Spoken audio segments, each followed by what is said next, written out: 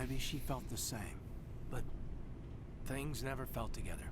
Training, you know. It's a half-ass answer, but sure. Do you know of any intentional exposures for certain? No one knows. Doesn't mean they didn't happen. As big as the exposures were, it was hard to track down accidentals. It was different then. No one knew the potential, so there wasn't a lot of regulation. Anything kinetics did was gold.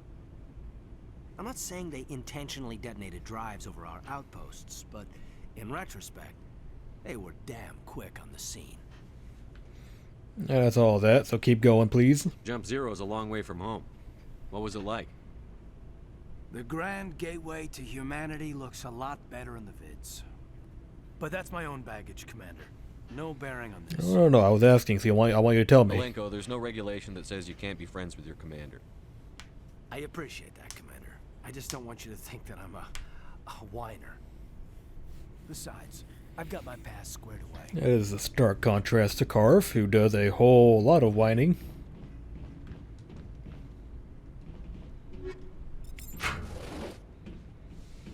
Well, you know, Alenko and Karf are different people, despite having the same voice actor. Hello, Liara.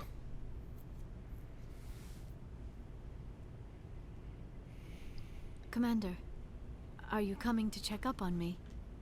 Yes, I am. You look much better. How are you feeling?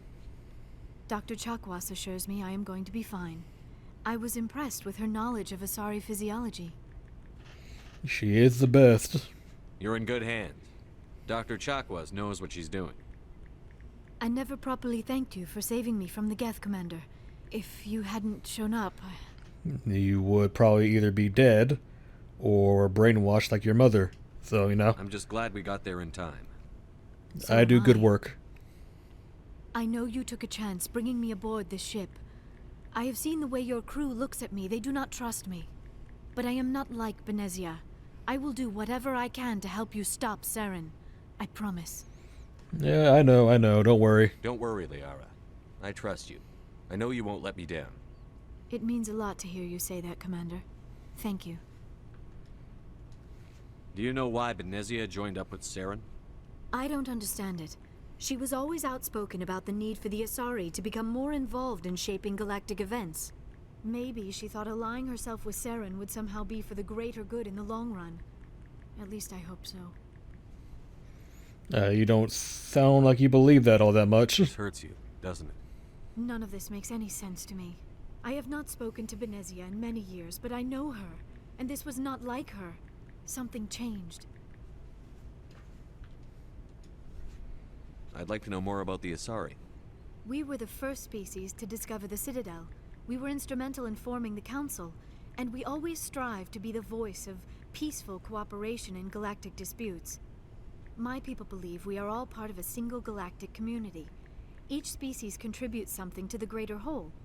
Although we seek to understand other species, it seems few of them seek to understand us. The galaxy is filled with rumors and misinformation about my people. What kind of rumors? Like what? Most of the inaccuracies are centered around our mating rituals. My species is monogendered. Male and female have no real meaning for us. We still require a partner to reproduce.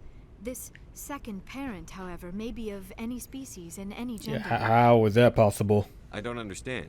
Your species can mate with anyone? Mating is not quite the proper term, not as you understand it. Physical contact may or may not be involved, but it is not an essential element of the union. The true connection is mental. Our physiology allows us to meld with other beings. We can touch the very depths of their minds. We explore the genetic memory of their species. We share the most basic elements of their individual and racial identities. We then pass these traits on to our daughters. It is how we learn to grow as a species and how we develop a greater understanding. So you of said other that male and races. female didn't have any meaning to your kind, so why'd you call them daughters? I mean, I know why, but What happens to your partner after the union? Every relationship is different. Some unions are a single encounter with both parents parting ways afterwards. Others can be more long-term. Sometimes an Asari and her partner will stay together for many decades. What about your Do you know who father? Matriarch Benezia chose as her partner? She rarely spoke of her partner. Though I know my father, if you want to use that term, was another Asari. You don't know who? Benezia never told you her partner's name? Union with our own kind is no longer common, not for the purposes of reproduction. Most Asari believe it weakens our species. Asari daughters inherit racial traits from the father species. If both parents are Asari, then nothing has been gained, or so conventional wisdom would hold. I am what is sometimes called a pureblood, though no Asari would ever be cruel enough to say the word to my face. It is a great insult among my people. Funny, it's the It is exact possible opposite in Harry Benezia's Potter. partner was embarrassed by their union. She may have been too ashamed to publicly acknowledge me as her offspring. No. Maybe she wanted to meet you but couldn't. Something could have happened to her. Maybe she passed away. You might be right. I hope you are. But I have no way to know for sure. Benezia never spoke of her partner. Whatever happened, it caused her too much pain to dwell on it. She raised me by herself, though that is not uncommon. Many Asari raise their children alone, particularly if the father species is short-lived. Often the partner will pass on long before the child reaches maturity. This is a weird question, sure. You Asari live for 1,000 years. What happens when your partner dies? Few sapient species live as long as my kind. We have learned to take a philosophical approach to our unions. We do not focus on the inevitable loss of our partners. Instead, we enjoy the time we spend with them. And even after they're gone, a part of them lives on in us. The union is a connection that transcends both time and space. Alright, I'm done talking about I that, should go. but Goodbye, I Commander. gotta reset the conversation before I can get talk the to you. feeling you want to ask me something, Commander. Tell me about yourself, Liara. Me? I am afraid I am not very interesting, Commander.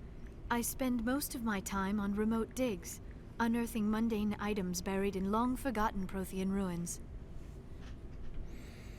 Yeah, that must suck, huh? Sounds dangerous. And lonely. Sometimes I would run afoul of indigenous life forms or stumble across a small band of mercenaries or privateers, but I was always careful. Until the Geth followed me to Artemis Tau, I never found myself in any situation my biotics could not handle. As for the solitude, well, that is one aspect that most appealed to me. Sometimes I just need to get away from other people. Why?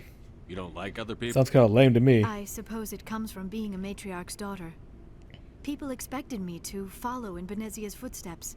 They wanted me to become a leader of our people. Matriarchs guide their followers into the future. They seek the truth of what is yet to come.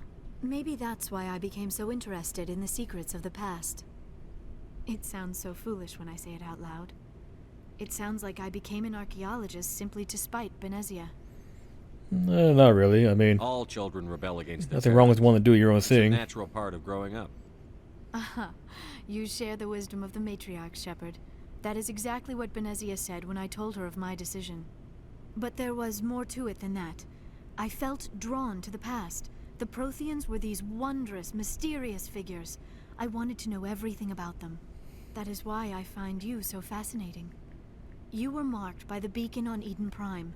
You were touched by working Prothean technology. Sounds like you want to dissect me in a lab somewhere. What? No, I did not mean to insinuate.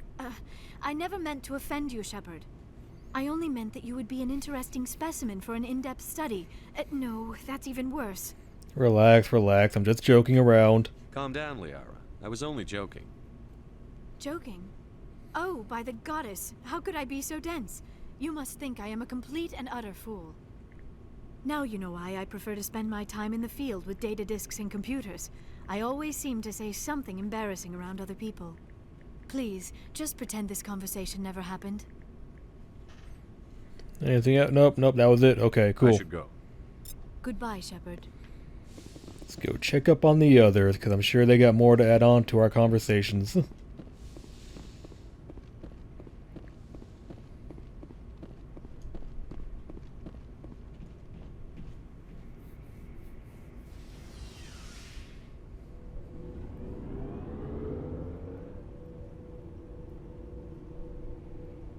I need to go back to that one planet I didn't go and check on. I've remembered that.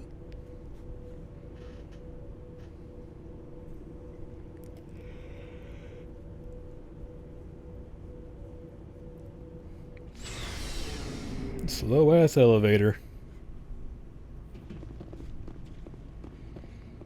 Hello, Garrus. Commander, how are you? Level with me some. Why did you want to be a C-Sec officer in the first place? That's a good question. There were several reasons, I guess. Okay, well, give me one of them. Like what? Probably the same as most officers. I wanted to fight injustice, wanted to help people. I guess my father had something to do with it, too. He was C-Sec, one of the best. I grew up hearing about his accomplishments or seeing his picture on the vids after a big arrest. He's taking my resignation pretty hard. Yeah. Aren't you doing something bigger and better right now? That's tough. But you'd think he'd be impressed you're going after Saren. My father's a C-Sec man to the bone. Do things right or don't do them at all, he says. He thinks I'm being too rash, too impatient. He's worried I'll become just like Saren. He actually talked me out of becoming a Spectre when I was younger, for the same reasons. Oh, really? You were asked to be a Spectre? Well, I was targeted as a possible Spectre candidate. Me and about 1,000 other Turian military recruits. I could have received special training, but my father didn't like it. He despises the Spectres. He hates the idea of someone having unlimited power with no accountability. He wouldn't like you, Commander. No offense. I'm not that bad. I suppose I can understand his concern. You can. But Saren's not going to play by our rules, C-Sec's rules. If you want to nail Saren, you need to send someone who isn't restricted by policies and procedures. No. We can't go around like doing crazy illegal shit. Just because you can break the rules doesn't mean you should. I don't need to stoop to Saren's level to stop him. And neither do you, Garrus. I see what you mean, but I'll think about it. Thanks, Commander. That's all you want to talk about? Okay. Short ass conversation. No. You can wait. So, we've got Saren on the run. It won't be long now. Saren's good, but I'm better. Good. He's rotten. To the core. I could tell as soon as I met him. Oh, you met him? Why didn't you tell me this sooner? I would have if I thought it was important. Fair enough. I think I'd like to hear about it just the same. This was a while ago. A bunch of mercs were bragging about a job out near the edges of the Terminus systems. They said it paid well and the boss was never around to ride them. They said he was looking for more men, too. So I checked it out. Yeah, you were working I for didn't him? know Saren was openly recruiting mercs. It wasn't that open, and he only showed his face once.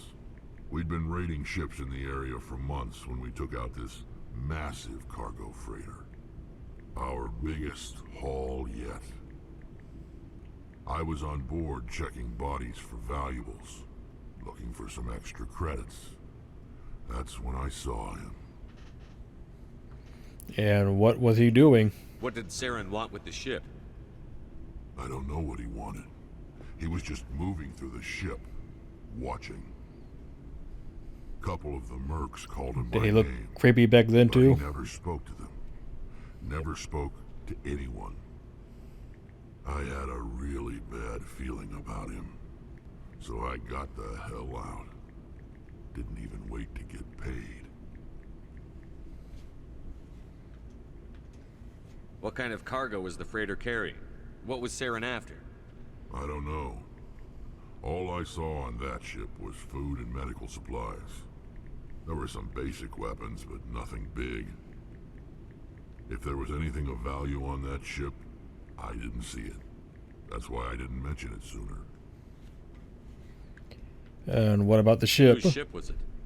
There was a Volus trading vessel. Big one. Lots of guards. But they were no match for us. And that all? Alright. That's about it then. That's the only time you saw him? Yeah. Didn't even know who he was. Still wouldn't if I hadn't joined up with you. But my instincts were right. Every other merc on that mission turned up dead within a week. Every damn one. Alright, nice So long, talking to you, Rex. buddy. Shepard. Let's go talk to Tally. It's the one I like, before I go and talk to someone I don't like. Oh, hello, Shepard. Something wrong? Are you okay?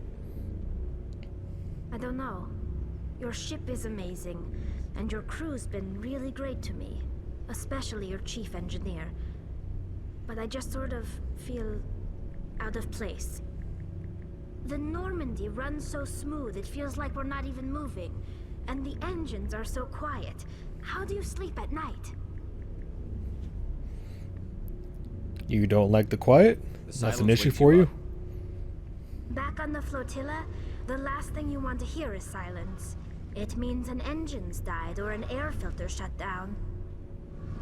I guess you don't have to worry about that here. But old habits die hard. But it's more than just the silence. This ship feels so empty. It's like half the crew is missing. Back home, I couldn't wait to go on my pilgrimage. I couldn't wait to get away from the crowds.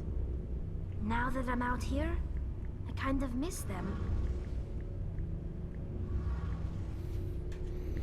Yeah, that's pretty, typical. Sometimes Normal you don't homesickness. appreciate what we have. Nothing too special It's there. gone. That's true. I'm starting to wonder if that's what the pilgrimage is really about. It's given me a whole new perspective on my people and our culture. You know, there's always a few who go on their pilgrimages and never return. I always assumed something bad happened to them, but maybe they just wanted a different life. You do plan to return to the migrant fleet, right? I could never abandon my people, Shepard. I will go back eventually, but we have to stop Saren first. Otherwise, I might not have a home to go back to. Yeah, that was I should enough, go. I guess. Not much to talk about with Tali, See you but later. it is what it is.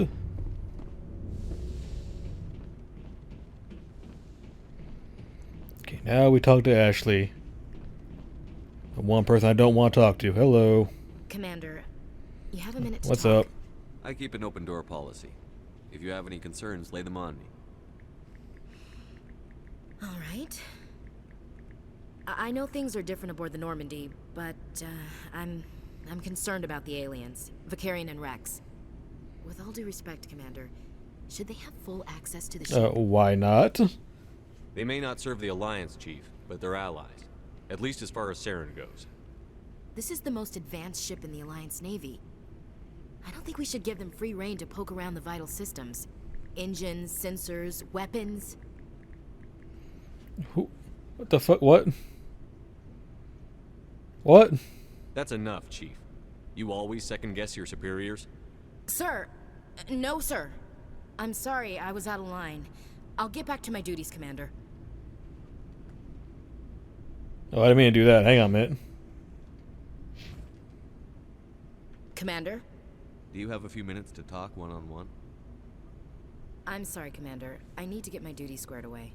I wouldn't mind talking more later, Oh, well, whatever. You deserved Dismissed, it. Chief. sir.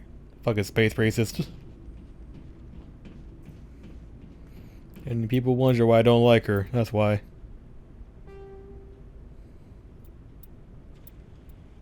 Out here talking shit on my boy. My boys.